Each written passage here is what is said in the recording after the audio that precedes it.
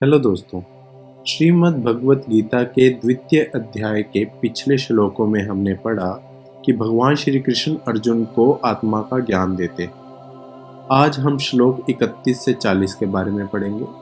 अगर आप पिछले श्लोकों की वीडियो देखना चाहते हैं तो उसका लिंक मैंने इस वीडियो के डिस्क्रिप्शन बॉक्स में दिया है।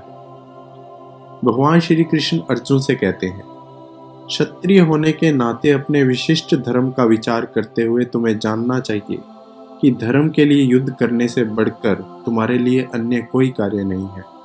अतः तुम निसंकोच होकर ये युद्ध करो। हे पार्थ, वे क्षत्रिय सुखी हैं जिन्हें ऐसे युद्ध के अवसर अपने आप प्राप्त होते हैं, जिससे उनके लिए स्वर्गलोक के द्वार अपने आप खुल जाते हैं। किंतु यदि तुम अपने युद्ध करने के धर्म को संपन्न नहीं करते हो तो निश्चित रूप से ही तुम्हें अपने कर्तव्यों की उपेक्षा करने का पाप लगेगा और तुम योद्धा के रूप में अपना यश खो दोगे। लोग सदैव तुम्हारा अपमान करेंगे और सम्मानित व्यक्ति के लिए अपमान तो मृत्यु से भी बढ़कर है।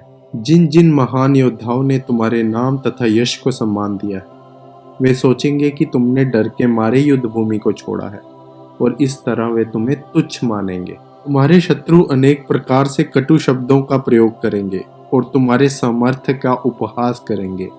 तुम्हारे लिए इससे दुखदाई और क्या हो सकता है अर्जुन।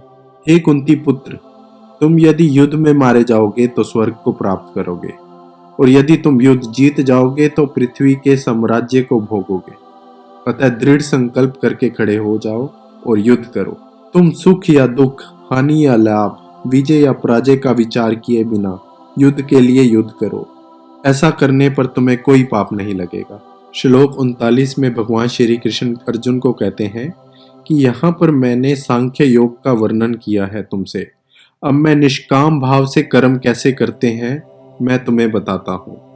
हे पृथा पुत्र, यदि तुम ऐसे ज्ञान से कर्म करोगे तो तुम कर्मों के बंधन से अपने आप मुक्त हो जाओगे।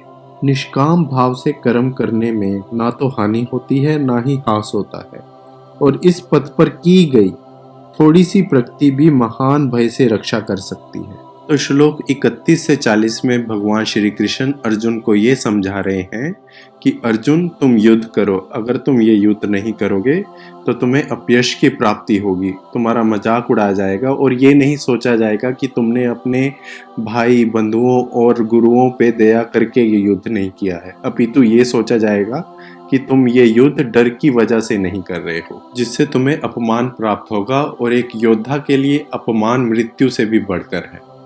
और अब आने वाले श्लोकों में भगवान श्री कृष्ण निष्काम भाव से कर्म करने का ज्ञान देंगे अर्जुन को। Thank you for watching the video. जय श्री कृष्ण।